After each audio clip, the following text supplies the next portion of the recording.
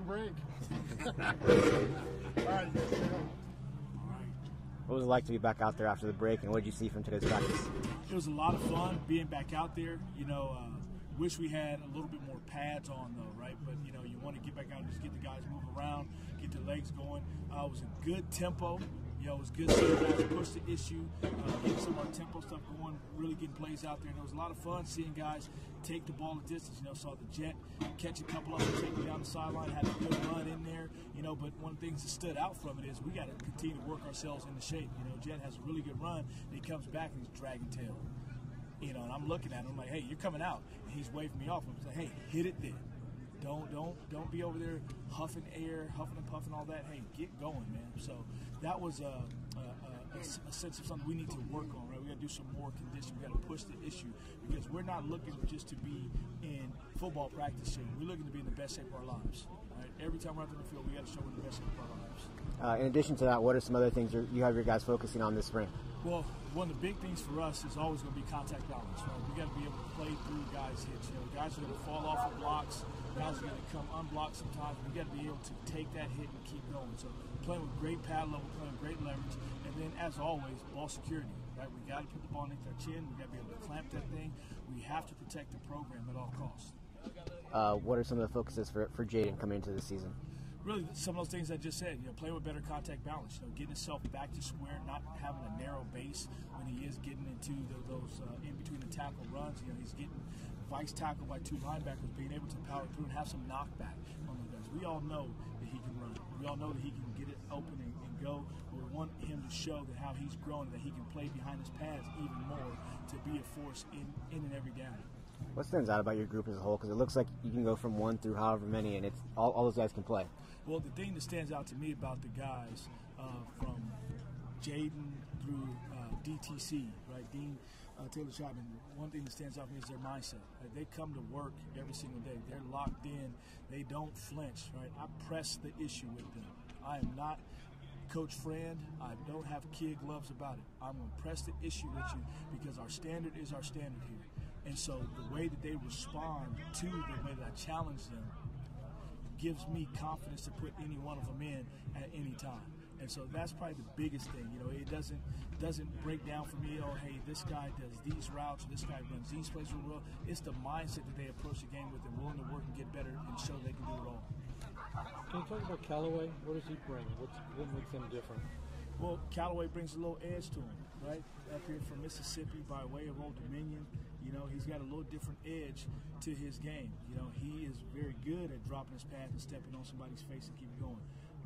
But do not let his running style and that fool you. He can fly. He can fly. And I love that about him, that he has a dynamic balance to his game. And so I have to continue to grow him in the way that we operate the system, and the way that we continue to finish, and in the way that we will stone guys in the pass pro, the way we make guys miss it off the field.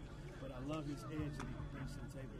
Given a close game, how many running backs can play in a game?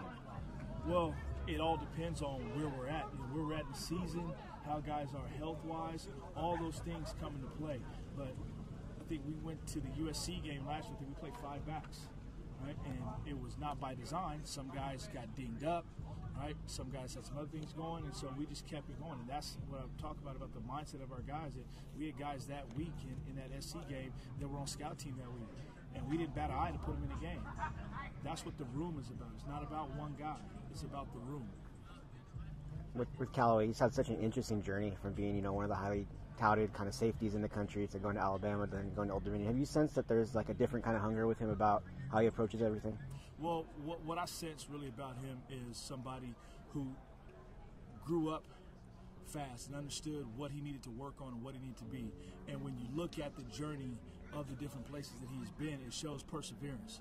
It shows somebody who says, okay, hey, no matter the scenario I put in, I'm willing to work for my plight. I'm willing to work to get what I want and where I want to go. So when you have somebody who's a fighter in life, you rock with them on the field, because you know when they get the chance to get in between the lines, they're going to give everything, because they've had to do so much just to get to that opportunity, just to get to that spot. So he's not going to fold. He's not going to whittle under pressure. He's going to keep elevating, keep pushing to be the best he can be. How happy are you to see Byron back out there? And what was that adversity like for him to kind of battle through last year? You know, I think it was a really, really tough scenario because Byron is a guy who's really conscious of his body and understands what's going on within his body. So to have that injury is almost a disbelief. Like, wait, like what's going on? And so to see him attack the rehab process, and I mean attack it. Like, he is ahead right now of where he should be, and he has been. But we just kind of kept the training wheels on him a little bit, right? But to see him back out there moving around now, he caught a ball. I think it was in practice 4, caught a ball in the flat, and it was behind him, right? So he flips his hips, catches the ball, gets it, turns, gets vertical. It's like, okay, he's getting back to stride. And so it's going to be fun to see him take these next couple steps as we start giving him more contact so he can get back to playing the way he's capable of. So it's been a lot of fun seeing him work and seeing him smiling again.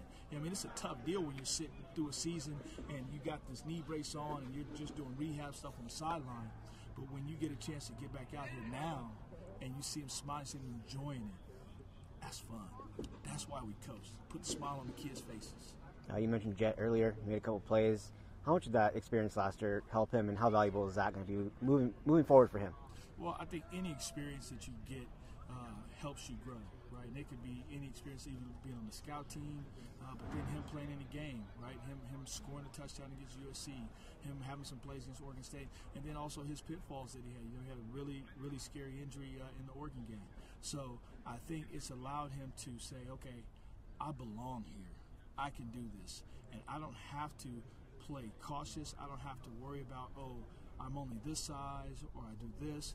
I think he's starting to realize I'm a college football player, and I'm a dang good one at that. And we'll continue to see him ascend and be a threat on this team and in this conference, in this nation. Coach Blesh has talked about establishing the run a lot. You know, how do things change with you guys with the new OC? Well, I think that Coach Blesh brings a mindset of we're going to run the ball down your throat if we have to, right?